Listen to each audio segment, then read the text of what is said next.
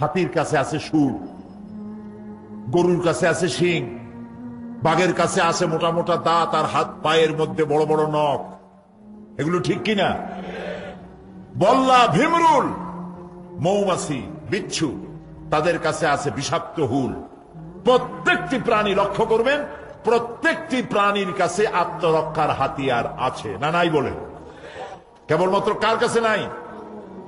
আমাদের কাছে নাই। আমাদের কাছে, আমরা যদি মোকাবেলা করতে চাই সাপের, বাঘের, শত্রুর, তাহলে লাঠির আশ্রয় নিতে হবে, নইলে বন্দুকের আশ্রয় নিতে হবে। আমার বডিতে, আপনার বডিতে এমন কিছু নাই যা দিয়া বাঘের সাথে, সাপের সাথে লড়াই করতে পারেন, ঠিক কিনা? পারবেন করতে? কুকুরে যদি আপনারে কামড়ায়, এত তো আপনি বড় নেতা, খুব মাতবাড়ি করেন, বহু রকমের সমস্যার সমাধান করার জন্য এগিয়ে আসতেছেন। কুত্তায় কামড়াইলো আপনি কি কুত্তারে কামড়াই দিতে পারবেন? পাল্টা একটা কামড় দিতে পারবেন? এই জন্য কবি বলেছেন, কুকুরের কাজ কুকুরে করেছে, কামড় দিয়েছে পায়। তাই বলি কি কুকুরে কামড়ানো মানুষের শোভা পায়? শোভা পায় না এই জন্য যে কামড়াইতে পারবে না, তো ওর চামড়ার মধ্যেই তো আপনার দাঁত ঢুকবে না, ওরে এক কামড় দিতে গিয়ে আরো 6 কামড় আপনি খাবেন। তাহলে দেখা গেল মানুষ এদিক থেকে দুর্বল, ঠিক না? এটা সবার চাইতে কে ভালো বোঝেন তাই কর? আল্লাহ। বলেন আল্লাহ। মানুষ আত্মরক্ষার হাতিয়ার হিসাবে কিছু পায় নাই, এমনকি সে চোখ দিয়া কিছু দেখতেও পারে না আলোর সাহায্য ছাড়া। আলো না থাকলে অন্ধকারে কিছুই সে দেখতে পায় না, নিজের শরীরও দেখে না। এই জন্য রব্বুল আলামিন এমন একটি হাতিয়ার মানুষকে দিয়ে দিয়েছেন, সেই হাতিয়ারের সামনে তামাম দুনিয়া কাবু হয়ে গেছে। নাম কি সেই হাতিয়ারের? জ্ঞান। হাতিয়ারের নাম জ্ঞান। এই জ্ঞান দিয়ে হাতি, ভল্লুক, বাঘ, সিংহ ধরে তারপরে খেলা দেখাইয়া এরপরে পেট ভরে খায়। এই জ্ঞান দিয়ে পাখিকে পিছনে ফেলে রকেটে চড়ে দুনিয়ার এক প্রান্ত থেকে আর এক প্রান্তে চলে যায়। এই জ্ঞান দিয়েই সমুদ্রে মাছের সাথে প্রতিযোগিতা করে সাবমেরিন দিয়ে কোথার মাছ কোথায়। নবী করিম সাল্লাল্লাহু আলাইহি ওয়াসাল্লাম মসজিদে হারামের মধ্যে নামাজ পড়তেছিলেন। হযরত ওমর তখনও কাফের ছিলেন। তিনি চিন্তা করলেন রাসূলকে মারার জন্য, বহু টাকার বিনিময় মারবেন, তাকে হেনস্থা করবেন, লাঞ্ছিত করবেন। এসে মসজিদে দাঁড়ায়ছেন, দেখতে পেলেন নবীজি নামাজ পড়ছে। তার ধারণা হলো এখন কিছু বলা ঠিক হবে না, আচ্ছা নামাজটা শেষ করুক, তারপরে আমি যা হয় করব। নবীজি নামাজ পড়ছেন, তেলাওয়াত করতেছেন। আল্লাহর নবী তেলাওয়াত শুনতে পেয়ে হযরতে ওমর জীবনে এমন সুন্দর তেলাওয়াত আর তিনি কোনোদিন শোনেন নাই। তার মন বলল, মুহাম্মদ সাল্লাল্লাহু আলাইহি ওয়াসাল্লাম নিশ্চয়ই তাকে জেনারাই কথাগুলি শিখায় দেয়, তা না হলে কথা পায় কোথায়? হযরত ওমর বলেন, আমি যখনই চিন্তা করেছি নবীজি এগুলি কোন জিন মুহাম্মদ সাল্লাল্লাহু আলাইহি ওয়াসাল্লামকে এগুলি শিখায়, যখন চিন্তা করলাম তখন তিনি নামাজের মধ্যে জবাব দিলেন, যেন মনে হলো তিনি পড়লেন, ইন্নাহু লাকাউলু রাসূলিন কারীম। না, এটা জেনের কথা নয়, এটি মহান পবিত্র ফেরেশতার বর্ণনা, যিনি বহন করে নিয়ে আসছেন। হযরতে ওমর চিন্তা করলেন, জেনের কথা নয়, বুঝলাম, তাহলে মুহাম্মদ সাল্লাল্লাহু আলাইহি ওয়াসাল্লাম কবি হয়ে গেছেন, নইলে এত সুন্দর করে মিলায় মিলায় বলেন কি করে? কোরআন শরীফে মিল না দারুন? আয়াতগুলির একটার সাথে আরেকটা অপূর্ব মিল। তার ধারণা হলো মুহাম্মদ সাল্লাল্লাহু আলাইহি ওয়াসাল্লাম কবি হয়ে গেছেন। হযরত ওমর বলেন, আমি যখন এই চিন্তা করেছি অমনি নবীজি নামাজের ভেতরে আমার শেকতর জবাব দিয়ে দিলেন। তিনি পড়লেন, ওমা হুয়া বিকাউলি শাইরিন কালিলাম মা তুমিনুন। না না না, এটা কোনো কবির কথা নয়, তোমরা খুব কমই বিশ্বাস স্থাপন করে থাকো। হযরত ওমর বলেন, আমি আশ্চর্য হয়ে গেলাম, মনের ভিতরে যা চিন্তা করি তারই জবাব পাই। তাহলে তো মুহাম্মদ সাল্লাল্লাহু আলাইহি সাল্লাম মনের কথাও যখন বোঝেন, শুধু কবি নয়, নবী তো জাদুকর হয়ে গেছে, গণক হয়ে গেছে। মুহাম্মদ সাল্লাল্লাহু আলাইহি সাল্লাম গণক হয়ে গেছে, বলেন নাউজুবিল্লাহ। হযরত ওমর বলেন, আমি যখনই চিন্তা করেছি তিনি গণক হয়ে গেছেন, অমনি তিনি নামাজের ভেতরে আমার শেকদরও জবাব দিয়ে দিলেন। তিনি পড়লেন, ওয়ানা বিকাউলি কাহিনিন কালিলাম মা তাযাক্কারুন। না না না, এটা কোনো জাদুকরের কথা নয়, গণকের কথা নয়। হযরত ওমর বলছেন, আমার মনে হলো যেন আমার পায়ের তলা থেকে মাটি সরে যাচ্ছে। আমি যা বলি তার জবাব আসতেছে নামাজের মধ্যে, মনে মনে বলি আর তার জবাব আসে। তিনি চিন্তা করলেন, এটা জেনের কথা নয়, এটা কবির কথা নয়, এটা গণকের কথা নয়, তাহলে এটা কি? হযরত ওমর বলেন, আমি যখনই চিন্তা করলাম তবে এটা কি, অমনি নবীজি আমার শেকতর জবাব নামাজের মধ্যে দিয়ে দিলেন। তিনি পড়লেন, তানজিলুম মির রাব্বিল আলামিন। এটা মহান আল্লাহ রাব্বুল আলামিনের নাজিলকৃত কিতাব।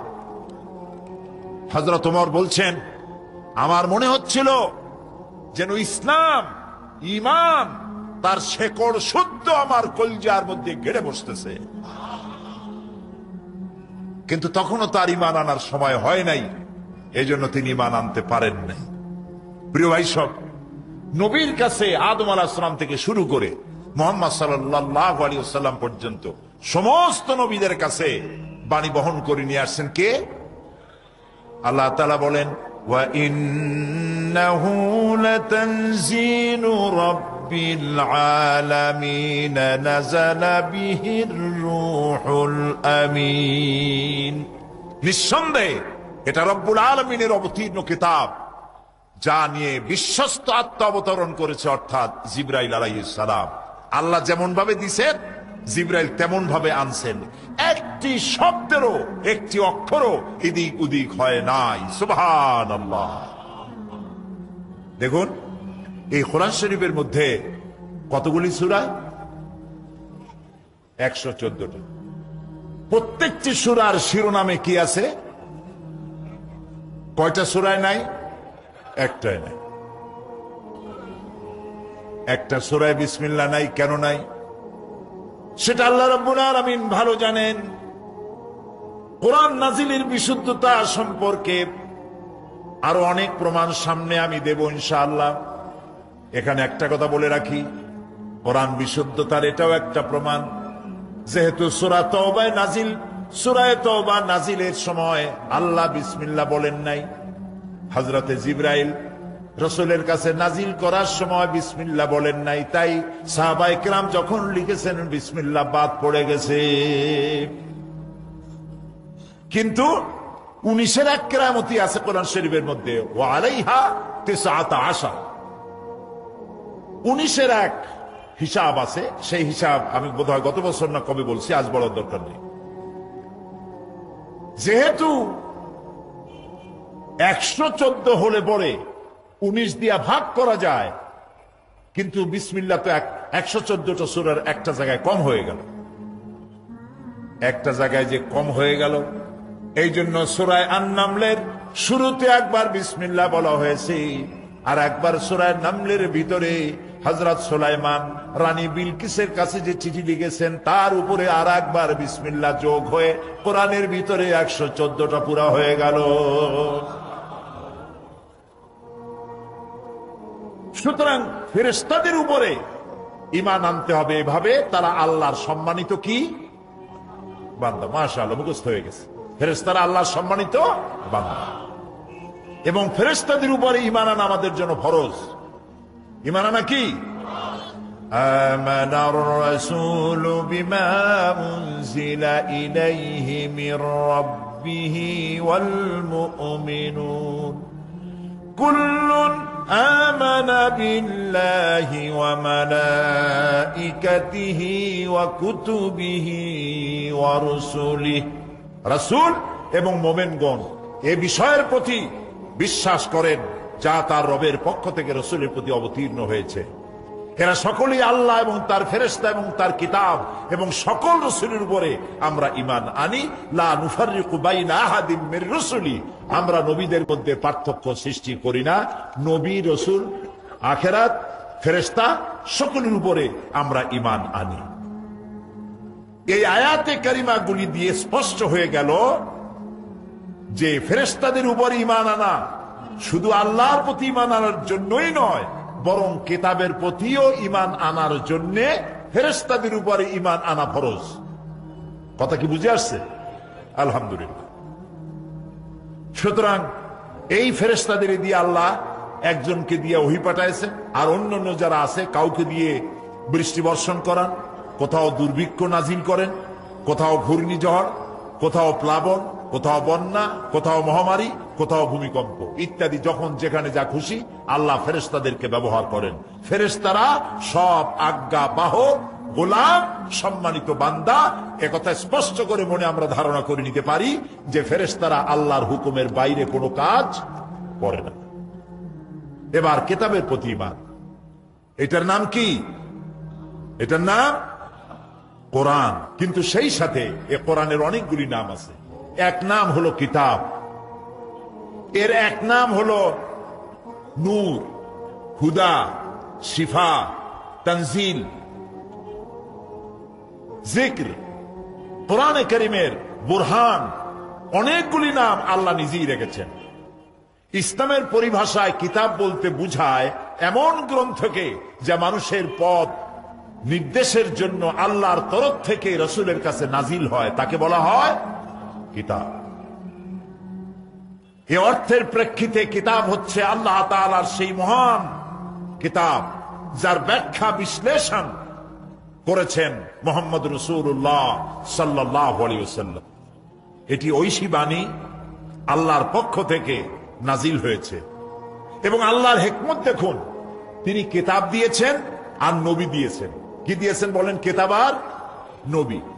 যদি শুধু নবী আসতেন আর কিতাব না আসতো, তাহলে নবীদেরকে মানুষেরা আল্লাহ অথবা তার ছেলেবেলে বানায় ফেলতো। ঠিক না? ঈসা আলাইহিস সালামকে আল্লাহর ছেলে বানাইছে না? উযাইরকে আল্লাহর ছেলে বানাইছে না? এভাবে বানিয়ে ফেলতো। আবার যদি নবী না আসতো, শুধু কিতাব আসতো, তাহলে মাঝি হারা নৌকার মতো অবস্থা হতো। যে নৌকায় মাঝি নাই, ওইটা যদি কর্ণফুলিতে ছেড়ে দেন, কি অবস্থা হবে বলেন? কি অবস্থা হবে? একুলে ধাক্কা, ওকুলে ধাক্কা, দুই কোলে ধাক্কা খাইয়া পাতালপুরীর নেমন্তন্ন খাইতে যাওয়া লাগবে। ঠিক না ভাই? এজন্য আল্লাহ রাব্বুল আলামিন বান্দাদের উপরে ইহসান করেছেন। একদিকে দিয়েছেন কিতাব, আর কিতাব বোঝার জন্য দিয়েছেন নবী। সুবহানাল্লাহ। নবী না দিলে আমরা কিতাব বুঝতে পারতাম না। এই জন্য প্র্যাকটিক্যাল আর থিওরি দুইটা আলাদা জিনিস। বুঝাবার জন্য আমি বলি, র দন্তে স, গয়কার লয় লয় আকার কি হয় কন্ত? এখন একটা কাগজে আমি লিখে দিলাম র দন্তে স, গয়কার লয় লয় আকার। এবার আপনারা এর উপরে চাটেন, মিষ্টি লাগবে? কেন লাগবে না? কারণ উপকরণ নাই। আচ্ছা, উপকরণ লিখে দিলাম দুধ, দুধের ছানা, চিনি এবং অন্যান্য যা যা লাগে রসগোল্লা বানাইতে, সব লাগাইয়া কাগজটারে গোল বানাই দিলাম। এখন খান, মজা লাগবে? লাগবে না। কেন লাগবে না? এটার নাম থিওরি। মজা লাগবে কখন? থিওরিকে প্র্যাকটিক্যালে আনতে হবে। দুধ কিনতে হবে, ছানা বানাইতে হবে, সেই ছানাগুলিকে গোল বানাইয়া ফর্মে এনে জাল দিতে হবে চিনির শিরায়, তারপরে উঠাইয়া এরপরে প্লেটে রাখবেন, চামচ দিয়ে কাটবেন, জিহ্বার মধ্যে দিবেন, ঢক ঢক করে গিলবেন। মজা লাগবে কিনা? মজা লাগবে। এই কোরআন শরীফ হলো কাগজে লেখা রসগোল্লার মতো। এটা থিওরি। এর প্র্যাকটিক্যাল যদি না হয় তাহলে কোরআন আমরা বুঝবো না। আল্লাহ রাব্বুল আলামিন গোটা বিশ্বের মানুষের প্রতি এই রহম এবং করুণা করেছেন। কোরআন মানুষের জন্য, মানুষ বুঝতে পারবে না বলে ব্যাখ্যা প্রয়োজন। সেই জন্য কোরআনের ব্যাখ্যা দেওয়ার জন্য আল্লাহ রাব্বুল আলামিন রাসূলের জীবনকে ব্যাখ্যা হিসাবে পেশ করেছেন। রাসূলের জীবন কোরআনের ব্যাখ্যা। সুবহানাল্লাহ বলেন।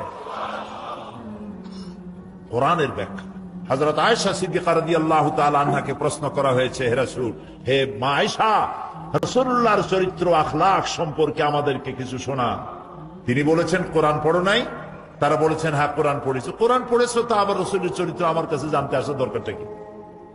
কোরআনে কারীমের মধ্যে যা তোমরা তেলাওয়াত করেছো তার স্পষ্ট ব্যাখ্যা যদি দেখতে চাও, আল্লাহর নবীর জীবনের দিকে তাকায়া দেখো। নবী হচ্ছেন কোরআনের মুজাসসাম নমুনা। 30 পারা কোরআন শরীফে যা আছে, রাসূলের 23 বছরের নবুয়তের জীবনে তাই আছে। রাসূলের 23 বছরের জীবনে যা, 30 পারা কোরআন তাই। এই দুই কোরআন আর নবী, এ দুইয়ের মধ্যে কোনো পার্থক্য, কোনো ব্যবধান নাই। সুবহানাল্লাহ। এখন কোন দিকে যাবেন? কোন দিকে যাবেন? একদিকে নেতারা ডাকতেছে সমস্যার সমাধানের দিকে, আমাদের দিকে আসেন। আমরা অনেকগুলো একসাথে হইছি, আসেন আমার সাথে। আবার কেউ বলছে আমার দিকে আসে। এখন যাবেন কই? কোন দিকে যাবেন? নাজাত কোথায়? নাজাত কোথায়? নাজাত আল্লাহ এবং রাসূলের দিকে, কোরআনের দিকে। আর আল্লাহ তাআলা বলছেন, এই কিতাব দিয়ে আর হাদি দিয়ে আমি পাঠিয়েছি পৃথিবীর বুকে। ওয়ালিকুল্লি কওমিন হাদ, আমি প্রত্যেকটি জাতির জন্য একজন পথপ্রদর্শক পাঠিয়েছি। আল্লাহ তাআলা এরকম করেন নাই যে আমাদেরকে সৃষ্টি করে অন্ধকারে ছেড়ে দিয়েছেন যাতে আমরা পথ না পাই, এরকম না। আমাদের সৃষ্টিও করেছেন, নবীও দিয়েছেন, কিতাবও দিয়েছেন। আল্লাহ রাব্বুল আলামিন বলেন, وَجَعَلْنَاهُمْ أَئِمَّةً يَهْدُونَ بِأَمْرِنَا, আমি প্রত্যেক উম্মতের জন্য হাদি দিয়েছি, হেদায়েতকারী দিয়েছি, যিনি আমার হুকুমে জনগণকে পরিচালিত করবেন, এই দায়িত্ব দিয়েছি। এটি হচ্ছে একটা ইলম যা আল্লাহর পক্ষ থেকে আসে। হযরত ইব্রাহিম আলাইহিস সালাম তার পিতাকে বলেছিলেন, ফাত্তাবি'নি আহদিকা সিরাতান সাবিয়্যা, হে আমার পিতা, আমার কাছে এমন ইলম আসছে যে ইলম আপনার কাছে আসে নাই, সুতরাং আপনি আমার অনুসরণ করেন। সমস্ত নবীদেরকে ইলম দিয়েছেন কে? বলেন।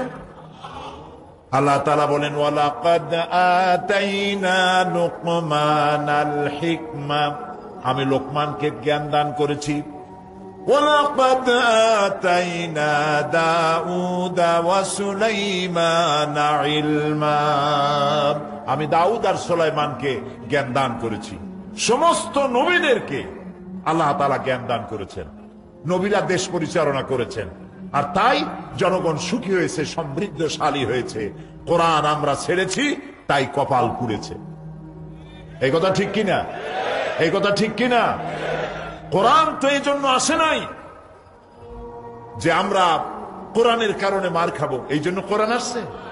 আল্লাহ রাব্বুল আলামিন সূরা তাহার মধ্যে বলেছেন, তাহা মা আনজালনা আলাইকাল কুরআনা লিতাশকা, নবী হে, কোরআন আমি আপনার উপর এই জন্য নাজিল করি নাই যে কোরআন আপনাকে হতভাগ্য বানায় দেবে। কোরআন তো সৌভাগ্য বানাতে এসেছে আপনাদেরকে, হতভাগ্য হবেন এর জন্য তো কোরআন পাঠাই নাই।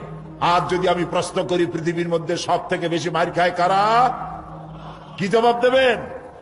পৃথিবীতে সব থেকে কারা মার খায়? সব থেকে না খেয়ে থাকে কারা? সব থেকে স্বাধীনতা হারাইয়া, বাড়িঘর হারাইয়া এতিমের মতো ঘুরে ফিরে বেড়ায় কারা? এই মুসলমানেরা। কোরআনকে এই জন্য আসছিল। কোরআন এসেছিল পৃথিবীর মানুষকে শান্তি দেওয়ার জন্য, স্বস্তি দেওয়ার জন্য। আর বলা হয়েছিল, এই কোরআন নাজিল করেছি এই জন্য যে একে তোমরা অনুসরণ করে চলবে। আল্লাহ তাআলা বলেন, قد جاءكم من الله نور وكتاب مبين, আমি আল্লাহর পক্ষ থেকে এসেছে তোমাদের জন্য আলো, আর এসেছে স্পষ্ট কিতাব। দুইটা জিনিস দিলাম, বলেন তো কয়টা? একটা হলো কিতাব, আর একটা দিয়েছি নূর। এই নূর কি? নবী করিম সাল্লাল্লাহু আলাইহি ওয়াসাল্লাম। কিতাব দিলাম, নূর দিলাম, আলো দিলাম। এই আলো দিলাম কেন? এই জন্য দিয়েছি যে পৃথিবীর মানুষেরা হচ্ছে সব থেকে বেশি দুর্বল। যদি আমি প্রশ্ন করি পৃথিবীতে আল্লাহ যা সৃষ্টি করেছেন এর মধ্যে দুর্বল কারা, কি জবাব দেবেন? পারবেন না হয়তো, এখনই ইখতিলাফ হয়ে গেছে ভিতরে। পৃথিবীর মধ্যে সব থেকে দুর্বল সৃষ্টি আল্লাহ তাআলার মানুষ। আপনি বলবেন দুর্বল কেমনে? আমরা দুনিয়া শাসন করি, প্লেনে চড়ি, গাড়িতে চড়ি, তারপরে ভাঙচুর করি, আমাদের দাবি মানতে হবে, নইলে ঠ্যাং ভেঙে দেব। এত শক্তি আপনার হতে পারে, কিন্তু আপনি সব থেকে বেশি দুর্বল। কিভাবে? এই পৃথিবীতে প্রত্যেকটা প্রাণীকে আত্মরক্ষার হাতিয়ার আল্লাহ দিয়েছেন, কিন্তু মানুষের কাছে আত্মরক্ষার হাতিয়ার ওরকম নাই।